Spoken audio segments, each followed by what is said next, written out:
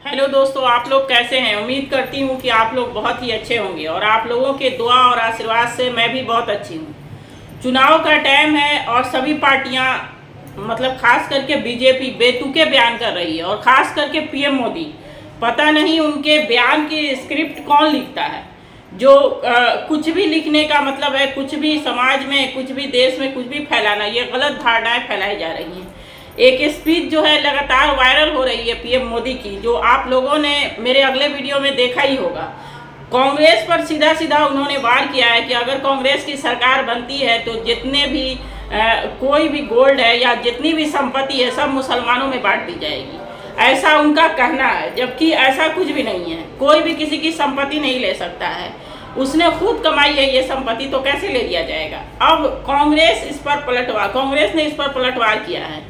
तो मैं पहले वो छोटा सा क्लिप जो प्रियंका गांधी ने इस पीएम मोदी के सवालों का जवाब दिया है उसकी एक छोटा सा क्लिप मैं आप लोगों को दिखा रही हूँ, तब उसके बाद मैं बात करूंगी।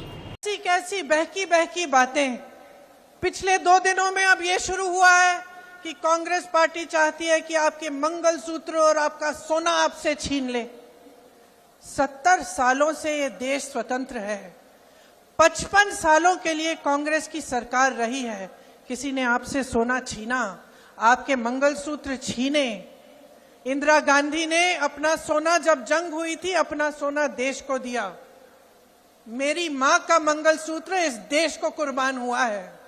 आप लोगों ने वो क्लिप देखा। इसमें प्रियंका गांधी ने साफ शब्दों में कहा है कि 70 सालों से हमारा देश आजाद हुआ है। 70 सालों से हमारा देश आजाद हुआ है और 55 सालों से कांग्रेस की सरकार रही है।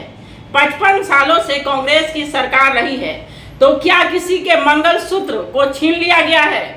क्या पीएम मोदी से पहले, बीजेपी से पहले कांग्रेस की सरकार थी तो क्या किसी से कोई धन, कोई संपत्ति, कोई सोना, कोई गोल्ड छीन लिया गया है? ये किस तरह की भाषा का इस्तेमाल पीएम मोदी कर रहे हैं?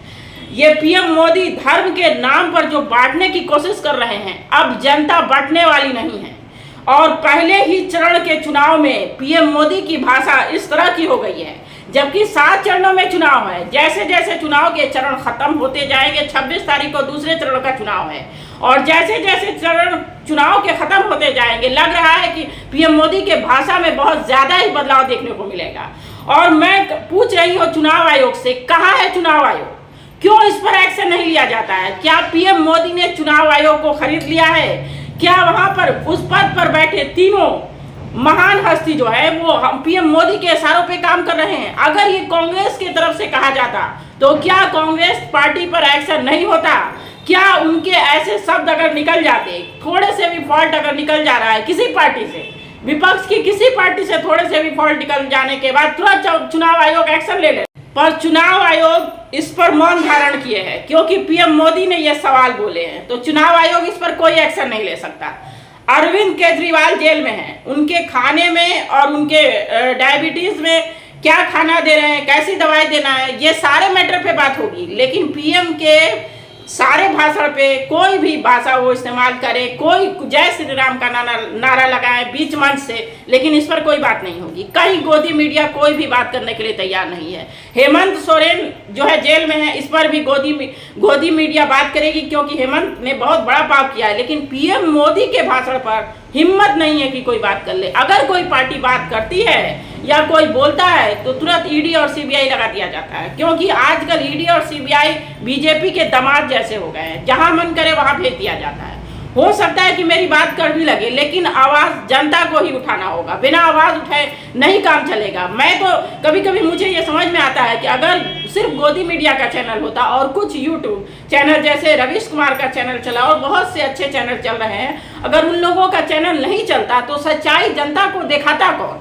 ये सवाल हो जाते। मैं उन लोगों का धन्यवाद करती हूँ कि जो ऐसे निष्पक्ष पत्रकारिता कर रहे हैं और किसी के लोभ लाया, किसी के पैसे से या किसी के दिखावे से वो अपना चैनल नहीं चला रहे हैं। वो सच्चाई पर और अपनी ईमानदारी पर चैनलों को चला रहे हैं। जनता मानेगी, आज नहीं तो कल मानेगी। आप लोगों का प्रयास लगातार जारी रहेगा और अपनी आवाज आप लोग बुलंद करते रहें, क्योंकि सच्चाई जो है वो बुराई को कभी ना कभी खत्म करेगी। कुछ देर के लिए बुराई आ जाती है, लेकिन सच्चाई कभी भी ऊपर आकर ही दिखाएगी। इसलिए हम लोगों को डरना नहीं है, अपनी बात जनता के सामने रखना है और जनता को जगाना होगा। क्योंकि ये माइंड जो है ना, माइंड को कैप्चर कर लिया है बीजेपी ने, क्योंकि धर्म का चश्मा पहना दिया गया है कि अगर कांग्रेस की सरकार बनती है तो हिंदुओं को बहुत ज्यादा फॉल्ट हो जाएगा, बहुत ज्यादा परेशानी होगी।